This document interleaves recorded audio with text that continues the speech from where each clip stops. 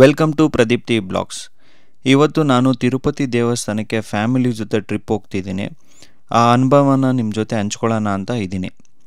ತಿರುಪತಿ ದರ್ಶನಕ್ಕೆ ಅಂತ ನಾವು 3 ತಿಂಗಳು ಮುಂಚೆನೇ VIP ದರ್ಶನ ಟಿಕೆಟ್ ಬುಕ್ ಮಾಡಿದ್ವಿ.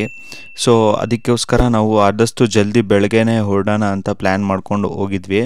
ಬಟ್ ಅನ್ಫಾರ್ಚುನೇಟ್ಲಿ ಗೊತ್ತಲ್ವಾ, ಫ್ಯಾಮಿಲಿ ಟ್ರಿಪ್ ಅಂದರೆ ಪ್ಯಾಕಿಂಗು, ಆಮೇಲೆ ಕೆಲವೊಂದು ಪೂಜೆ ಮಾಡಿ ಹೊರಡೋದ್ರಿಂದ ನಮಗೆ ಲೇಟ್ ಆಗಿತ್ತು. ಸೊ ನಾನು ಪ್ಲ್ಯಾನ್ ಮಾಡ್ದಂಗೆ ಅರೌಂಡ್ 7:30ಗೆಲ್ಲ ಹೊರಡೋಣ ಅಂತ ಅಂದ್ಕೊಂಡಿದ್ವಿ.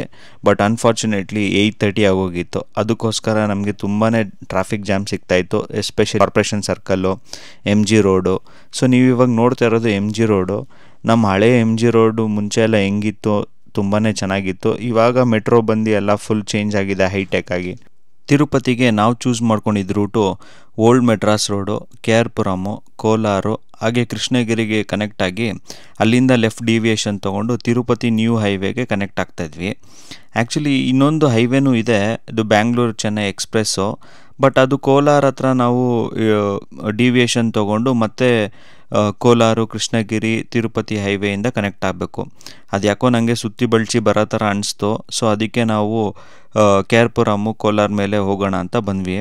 ನೋಡಿ, ನೀವು ನೋಡ್ತಾ ಇರೋದು ಇದು ಕೋಲಾರದು ಎಕ್ಸಿಟು, ಹಾಗೆ ಎಂಟ್ರಿನೂ ಇದೆ ಇದು ಬ್ಯಾಂಗ್ಳೂರು ಚೆನ್ನೈ ಎಕ್ಸ್ಪ್ರೆಸ್ ಹೈವೇಗೆ.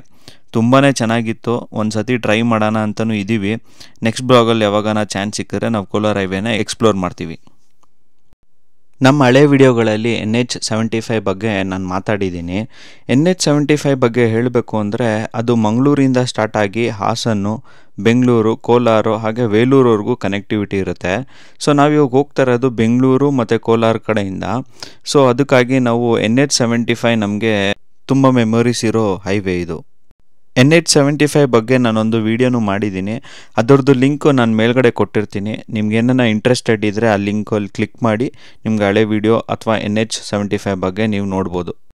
ಕೋಲಾರ ಆದಮೇಲೂ ನಮಗೆ NH75ಅಲ್ಲಿ ಕೆಲವೊಂದು ಕಡೆ ಕನ್ಸ್ಟ್ರಕ್ಷನ್ ಆಗ್ತಿರೋದನ್ನ ನೋಡ್ಬೋದು. ಬಟ್ ಅಷ್ಟೊಂದು ಟ್ರಾಫಿಕ್ ಇರಲ್ಲ, ಇಲ್ಲ ಆ ಥರ ಕಂಜೆಸ್ಟಿವ್ ಇಲ್ಲ ಮಂಗಳೂರು ಹೈವೇ ಥರ. But okay, manageable. ಸೊ ನಾವು ಕೋಲಾರ ಮತ್ತು ಮುಳ್ಬಾಗಿಲು ಮೇಲೆ ಪಾಸ್ ಆಗ್ತೀವಲ್ವಾ, ಸೊ ಅದಕ್ಕೋಸ್ಕರ ನಾವು ಬ್ರೇಕ್ಫಾಸ್ಟ್ ಎಲ್ಲಿ ಮಾಡೋಣ ಅಂತ ಡಿಸ್ಕಸ್ ಮಾಡ್ತಾಯಿದ್ವಿ. ನಾವು ಮುಳ್ಬಾಗಿಲು ಮೇಲೆ ಪಾಸ್ ಆಗ್ತೀವಿ ಅಂದರೆ ತುಂಬಾ ದೋಸಾ ಕ್ಯಾಂಪ್ಸು ಇಲ್ಲಾಂದರೆ ದೋಸಾ ಹೋಟೆಲ್ಸ್ ತುಂಬಾ ಸಿಗುತ್ತೆ. ಸೊ ಮುಳ್ಬಾಗಿಲು ಆ್ಯಕ್ಚುಲಿ ಬೆಂಗಳೂರಲ್ಲೆಲ್ಲ ಸ್ವಲ್ಪ ಫೇಮಸ್ ಆಗಿದೆ ಇವಾಗ. ಕೆಲವೊಂದು ಬಿಗ್ ರೆಸ್ಟೋರೆಂಟ್ಸಲ್ಲಿ ಲೈವ್ ಕೌಂಟರ್ಸ್ ಅಂತ ಎಲ್ಲ ಕ್ರಿಯೇಟ್ ಮಾಡಿ ನಿಮಗೆ ಲೈವ್ ದೋಸೆ ಹಾಕ್ಕೊಡ್ತಾರೆ. ಸೊ ಆ ಥರನೇ ನಾವೇನೋ ಟ್ರೈ ಮಾಡೋಣ ಅಂತ ಅಂದ್ಕೊಂಡಿದ್ವಿ. ಬಟ್ ಆಮೇಲೆ ಆವಾಗಲೇ ಹೇಳ್ದಂಗೆ ನಾವು ಮುರುಘನ್ ಇಡ್ಲಿಗೆ ಸ್ಟಿಕ್ ಆನ್ ಆಗಿದ್ವಿ.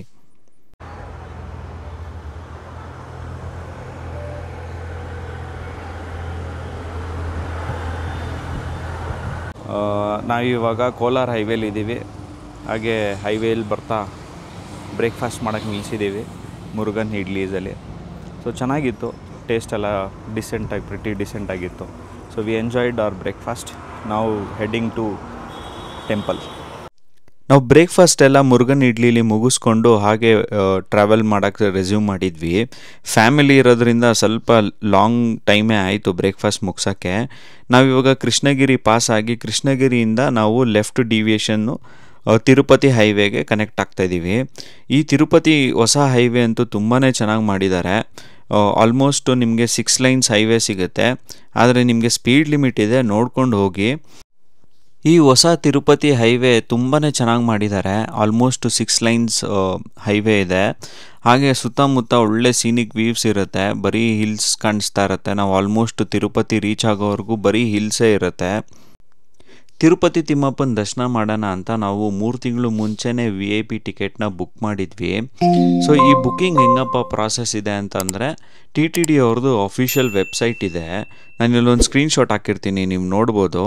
ಈ TTDಲಿ ನೀವು ರಿಜಿಸ್ಟರ್ ಮಾಡಿಕೊಂಡು ಹಾಗೆ ಎವ್ರಿ ಮಂತ್ ನಿಮಗೆ 24th ಇಲ್ಲ 25th VIP ದರ್ಶನಕ್ಕೆ ನಿಮಗೆ ಟಿಕೆಟ್ ಓಪನ್ ಆಗುತ್ತೆ. ಇದೇನಂದರೆ 3 ತಿಂಗಳು ಅಡ್ವಾನ್ಸ್ಡಾಗೆ ಬುಕ್ಕಿಂಗ್ ಆಗ್ತಾ ಇರುತ್ತೆ. ಸೊ ನಿಮಗೆ ಏನಾನ ದರ್ಶನ ಮಾಡಬೇಕು ಅಂತ ಪ್ಲ್ಯಾನ್ ಇದ್ದರೆ ಸೊ ಮುಂಚೆನೇ ಪ್ಲ್ಯಾನ್ ಮಾಡಿಕೊಂಡು ಯಾವ ಡೇಟು ಅಂತ ನೋಡ್ಕೊಂಡು ಮಾಡಿ. ಹಾಗೆ ಸ್ಯಾಟರ್ಡೆ ಸಂಡೇ ಅಂದು ತುಂಬಾ ಬ್ಯುಸಿ ಇರುತ್ತೆ, ನಿಮಗೆ ಟಿಕೆಟ್ ಸಿಗೋದೇ ತುಂಬ ಕಷ್ಟ ಇರುತ್ತೆ. ನಮ್ಮ KSRTC ಅವರು ತಿರುಪತಿಗೆ ಅಂತಲೇ ಪ್ಯಾಕೇಜು ಲಾಂಚ್ ಮಾಡಿದ್ದಾರೆ. ಅದ್ರದ್ದು ಸ್ಕ್ರೀನ್ಶಾಟ್ ನಿಮ್ಗೆ ಇಲ್ಲಿ ಹಾಕಿರ್ತೀನಿ. ಸೊ ನೀವೇನ ಪ್ಲ್ಯಾನ್ ಮಾಡ್ತಾಯಿದ್ರೆ ಮುಂಚಿತವಾಗೇ ನೀವು ಬುಕ್ ಮಾಡ್ಕೋಬೇಕು ತಿರುಪತಿದು ದರ್ಶನನೂ. ಈ ಪ್ಯಾಕೇಜ್ ಹೆಂಗೆ ಅಂದರೆ ನಿಮಗೆ ಒನ್ ಡೇ ಟ್ರಿಪ್ ಥರ ಇರುತ್ತೆ. ಹಿಂದಿನ ದಿವಸ ನೀವು ನೈಟು ಟ್ರಾವೆಲ್ ಮಾಡಿ ಬೆಳಗ್ಗೆ ದರ್ಶನ ಮಾಡಿಕೊಂಡು ತಿರುಪತಿದು, ಹಾಗೆ ಪದ್ಮಾವತಿ ಟೆಂಪಲ್ ವಿಸಿಟ್ ಮಾಡಿಕೊಂಡು ಆಮೇಲೆ ಬ್ಯಾಂಗ್ಳೂರಿಗೆ ರಿಟರ್ನ್ ಆಗ್ತೀರಾ. ಸೊ ನಿಮ್ಗೇನ ಅರ್ಜೆಂಟು ಲಾಸ್ಟ್ ಮಿನಿಟಲ್ಲಿ ನಿಮಗೆ ಟಿಕೆಟೇ ಸಿಕ್ಕಿಲ್ಲ, ತಿರುಪತಿ ದರ್ಶನ ಮಾಡಲೇಬೇಕು ಅಂತ ಇದ್ದವರು ನೀವು ಬೇಕಾದ್ರೆ ಪ್ಯಾಕೇಜಸ್ ಮಾಡ್ಬೋದು. ಕೆಲವೊಂದು ಪ್ರೈವೇಟ್ ಟ್ರಾವೆಲ್ಸ್ ಅವರು ಇವಾಗ ಪ್ಯಾಕೇಜಸ್ ಲಾಂಚ್ ಮಾಡಿದ್ದಾರೆ. ಎಕ್ಸಾಂಪಲ್ ದುರ್ಗಾಂಬ, ಸುಗುಮ, ಹಾಗೆ ಕೆಲವೊಂದು ಪ್ರೈವೇಟ್ ಟ್ರಾವೆಲ್ಸ್ ಅವರು ಪ್ಯಾಕೇಜ್ ಇಟ್ಟಿದ್ದಾರೆ. ನಿಮ್ಮ ಕನ್ವೀನಿಯೆಂಟ್ ಪ್ರಕಾರ ಮುಂಚೆನೇ ನೋಡಿಕೊಂಡು ಅಡ್ವಾನ್ಸಾಗಿ ಬುಕ್ ಮಾಡ್ಕೊಳ್ಳಿ ಅಂತ ನನ್ನ ಸಜೆಷನು. ತಿರುಪತಿ ತಿರುಮಲ ನಮ್ಮ ಮನೆ ದೇವರು. ಸೊ ನಾವು ಪ್ರತಿ ವರ್ಷವೂ ಬಂದೇ ಬರ್ತೀವಿ. ಸೊ ನಾವು most of a time June ಇಲ್ಲ ಜುಲೈ ಹಂಗೆ ಸೆಲೆಕ್ಟ್ ಮಾಡ್ಕೋತೀವಿ. ಯಾಕೆ ಅಂದರೆ ಜಾಸ್ತಿ ಮಳೆನೂ ಇರಲ್ಲ, ಜಾಸ್ತಿ ಬಿಸಿಲು ಇರಲ್ಲ. So most of a time ನಮಗೆ ಫೇವ್ರೇಟು ಜೂನ್ ಇಲ್ಲ ಜುಲೈ. ಪ್ರತಿ ಸರಿ ಬಂದ್ರೂ ನಾವು ತಿರುಪತಿಲೇ ರೂಮ್ ಬುಕ್ ಮಾಡೋದು. ತಿರುಮಲಲ್ಲಿ ನಮಗೆ ಮೋಸ್ಟ್ ಆಫ್ ಅ ಟೈಮ್ ಇನ್ಕನ್ವೀನಿಯೆಂಟಾಗಿ ಆಗಿದೆ ಮತ್ತು ಬ್ಯಾಡ್ ಎಕ್ಸ್ಪೀರಿಯೆನ್ಸಸ್ಸು ಇದೆ. ಸೊ ಅದಕ್ಕೋಸ್ಕರ ನಾವು ತಿರುಪತಿಲೇ ಬುಕ್ ಮಾಡ್ತೀವಿ. ಒಂದು ಕ್ಲಾರಿಫೈ ಮಾಡೋಕ್ಕೆ ಇಷ್ಟಪಡ್ತೀನಿ. ತಿರುಪತಿ ಅಂದರೆ ಬೆಟ್ಟದ ಕೆಳಗಡೆ, ತಿರುಮಲ ಅಂದರೆ ಬೆಟ್ಟದ ಮೇಲೆ. ಮೋಸ್ಟ್ ಆಫ್ ಅ ಟೈಮ್ ನಾವು ಸರ್ವಿಸ್ ಅಪಾರ್ಟ್ಮೆಂಟೇ ಬುಕ್ ಮಾಡ್ತೀವಿ.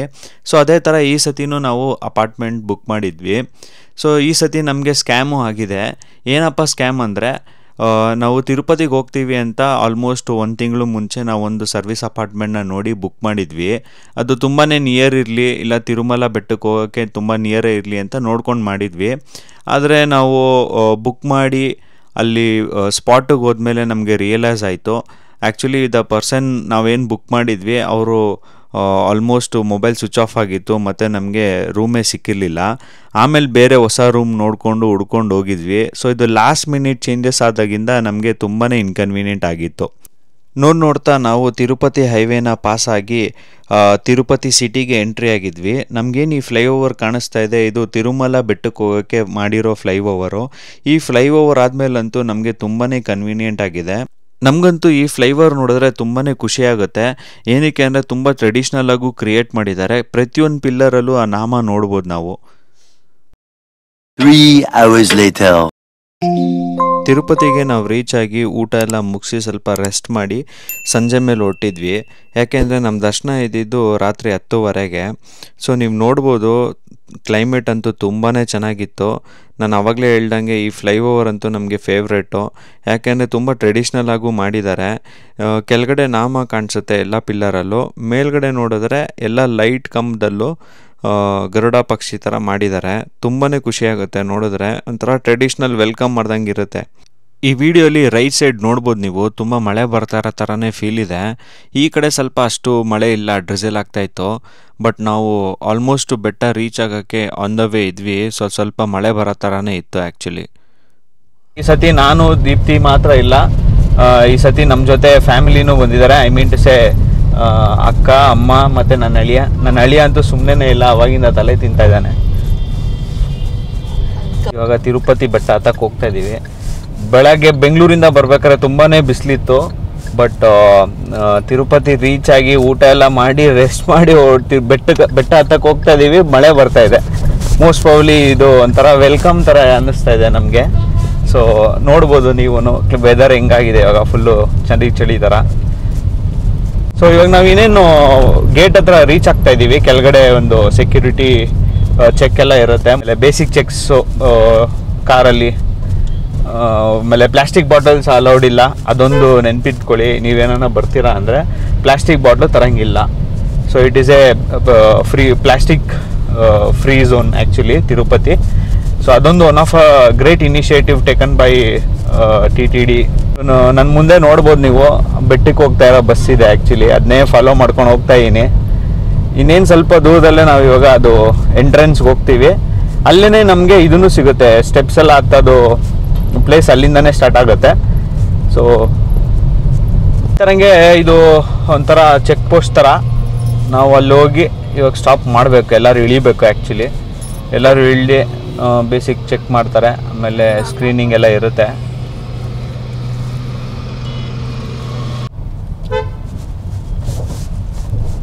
ಸ್ಟ್ರೈಟ್ ಫಾರ್ವರ್ಡ್ ಮಾಡಿ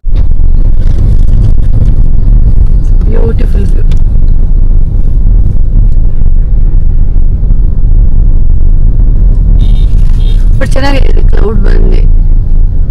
ಏನಂತೀಯ? ಸೊ ಫೈನಲಿ ಸೆಕ್ಯೂರಿಟಿ ಚೆಕ್ ಎಲ್ಲ ಆಯಿತು. ಏನೋ ಈ ಸತಿ ವಿಯರ್ಡಾಗಿ ಮಾಡಿದ್ರಪ್ಪ, ಬಾನೆಟ್ ಎಲ್ಲ ತೆಗ್ದು ಎಲ್ಲ ಚೆಕ್ ಮಾಡಿದ್ರು ಆ್ಯಕ್ಚುಲಿ. ಬಟ್ ಬೆಟ್ಟದ ಮೇಲೆ ನೋಡಿದ್ರೆ ಏನು ಮಳೆನೇ ಇಲ್ಲ. ಆ್ಯಕ್ಚುಲಿ ಬೆಟ್ಟ ಹತ್ತಕ್ಕೆ ಸ್ಟಾರ್ಟ್ ಮಾಡಿಬಿಟ್ಟಿದ್ದೀವಿ. ಸೊ ನೀವು ಕ್ಯಾಶ್ ಕೊಟ್ಟರೆ ಒಂದು ಟೋಕನ್ ಕೊಡ್ತಾರೆ, ಇಲ್ಲ ಅಂದರೆ ಇವಾಗೆಲ್ಲ ಫಾಸ್ಟ್ಯಾಗು ಇಂಟಿಗ್ರೇಟ್ ಮಾಡ್ಕೊಂಡಿದ್ದಾರೆ. ಫಾಸ್ಟ್ಯಾಗ್ ಕೊಟ್ಟಿದ ತಕ್ಷಣ ನಿಮ್ಗೊಂದು ಸ್ಲಿಪ್ ಕೊಡ್ತಾರೆ. ಆ ಸ್ಲಿಪ್ಪಲ್ಲಿ ಮೆನ್ಷನ್ಡ್ ಆಗಿದೆ ನನಗೆ. ಸೊ 540 ಸಮಥಿಂಗ್ ಏನೋ ನಾನು ಕೆಳಗಡೆಯಿಂದ ಬಿಟ್ಟಿದ್ದು. ಸೊ ಇವಾಗ ಅಸೆಂಡಿಂಗ್ ಆಗ್ತಾಯಿದ್ದೀನಿ ಬೆಟ್ಟಕ್ಕೆ. ಸೊ 620ಗಿಂತ ಮುಂಚೆ ನಾನು ರೀಚ್ ಆಗಂಗಿಲ್ವಂತೆ. ಇನ್ ಕೇಸ್ ಏನೋ ರೀಚ್ ಆದರೆ ಗೊತ್ತಿಲ್ಲ, ಫೈನ್ ಕಟ್ಟಬೇಕೋ ಏನೋ ಗೊತ್ತಿಲ್ಲ. ಆ ಸಿನೇರಿಯೋ ನಾವು ಒಂದು ಸತಿನೂ ಫೇಸ್ ಮಾಡಿಲ್ಲ.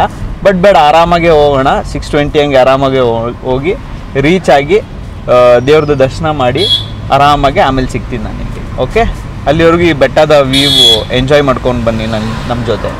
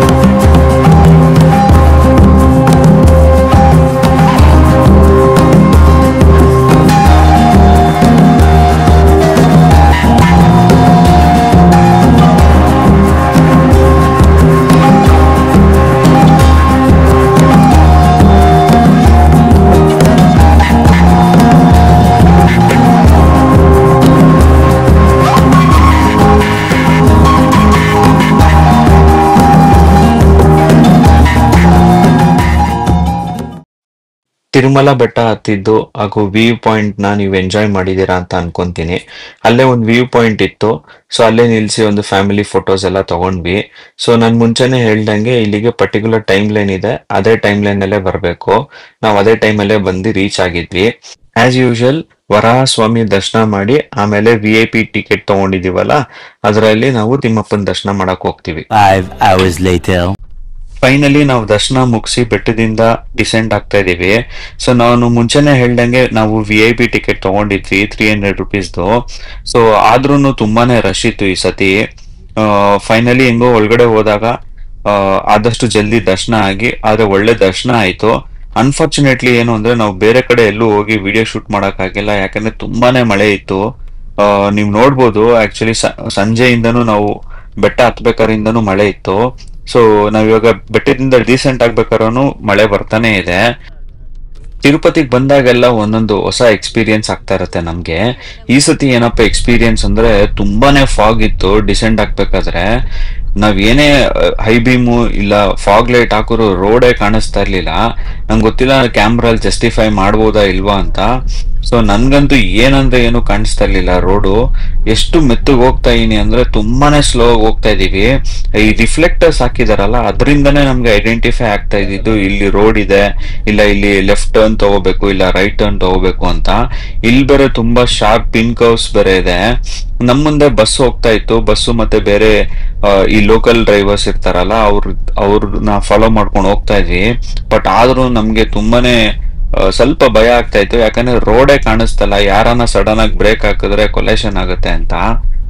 ತಿರುಪತಿಲಿ ಇನ್ನೊಂದು ಏನ್ ವಿಶೇಷ ಅಂದ್ರೆ ಬೆಟ್ಟ ಹತ್ತೋಕೆ ಮತ್ತೆ ಇಳಿಯೋಕೆ ಸಪರೇಟ್ ದಾರಿ ಇದೆ. ಇದು ಒನ್ ವೇ ಆಗಿರುತ್ತೆ. ಸೊ ನಾವು ಹತ್ಬೇಕಾದ್ರೆ ಇನ್ನೊಂದು ದಾರಿಲಿ ಬಂದಿರ್ತೀವಿ. ಹಾಗೆ ದರ್ಶನ ಎಲ್ಲ ಮುಗಿಸಿ ಬೆಟ್ಟ ಇಂದ ಇಳಿಬೇಕಾದ್ರೆ ಇನ್ನೊಂದು ದಾರಿ ಇರುತ್ತೆ. ಈ ದಾರಿಲಿ ಆಕ್ಚುಲಿ ಕೆಲವೊಂದು ಪ್ಲೇಸಸ್ ಅಲ್ಲಿ ನಾವ್ ನೋಡ್ಬೋದು, ಈ ಸ್ಟೆಪ್ಸ್ ಅಲ್ಲಿ ಬೆಟ್ಟ ಹತ್ಕೊಂಡ್ ಬರ್ತಾರಲ್ಲ, ಅವರು ಕಾಣಿಸ್ತಾರೆ ಮಧ್ಯದಲ್ಲಿ. ಈ ರೂಟು ನಮ್ಗೆ ಒನ್ ವೇ ಆಗಿರೋದ್ರಿಂದ ತುಂಬಾನೇ ಈಸಿ ಆಗಿರುತ್ತೆ. ಸ್ವಲ್ಪ ಟ್ರಾಫಿಕ್ ಇರುತ್ತೆ ಕೆಲವೊಂದು ಟರ್ನ್ಸ್ ಅಲ್ಲಿ, ಬಟ್ ಅದ್ ನಮ್ಗೆ ಯೂಸ್ಫುಲ್ ಆಗೇ ಇರುತ್ತೆ. ಯಾಕಂದ್ರೆ ನಾವು ಆದಷ್ಟು ಸ್ಲೋ ಆಗಿ ಹೋಗ್ಬೋದು ಮತ್ತೆ ಸೇಫ್ ಆಗಿ ಹೋಗ್ಬೋದು, ಯಾಕಂದ್ರೆ ಫ್ಯಾಮಿಲಿ ಮೆಂಬರ್ಸ್ ಇರ್ತಾರೆ. ನಾವು ಬೆಟ್ಟ ಹತ್ಬೇಕಾದ್ರೆ ಏನ್ ಚಾರ್ಜಸ್ ತಗೊಂಡಿರ್ತಾರೆ ಅದನ್ನೇ ಬೆಟ್ಟ ಇಳಿಬೇಕಾದ್ರೂ ಕನ್ಸಿಡರೇಷನ್ ಮಾಡ್ತಾರೆ. ಯಾಕಂದ್ರೆ ನಮ್ಗೇನ್ ಅಲ್ಲಿ ಸಪರೇಟ್ ಟೋಕನ್ ಕೊಡಲ್ಲ ಬೆಟ್ಟ ಇಳಿಬೇಕಾದ್ರೆ. ಈ ತಿರುಪತಿ ಬ್ಲಾಗ್ ನಿಮ್ಗೆ ಇಷ್ಟ ಆಗಿದ್ರೆ ಲೈಕ್ ಮಾಡಿ, ಹಾಗೆ ನಿಮ್ಮ ಅಭಿಪ್ರಾಯನ ಕಮೆಂಟ್ ಬಾಕ್ಸ್ ಅಲ್ಲಿ ಕಮೆಂಟ್ ಮಾಡಿ, ಹಾಗೂ ಮತ್ತಷ್ಟು ಟ್ರಾವೆಲ್ ಬ್ಲಾಗ್ಗೆ ನಮ್ಮ ಚಾನೆಲ್ನ ಸಬ್ಸ್ಕ್ರೈಬ್ ಮಾಡಿ.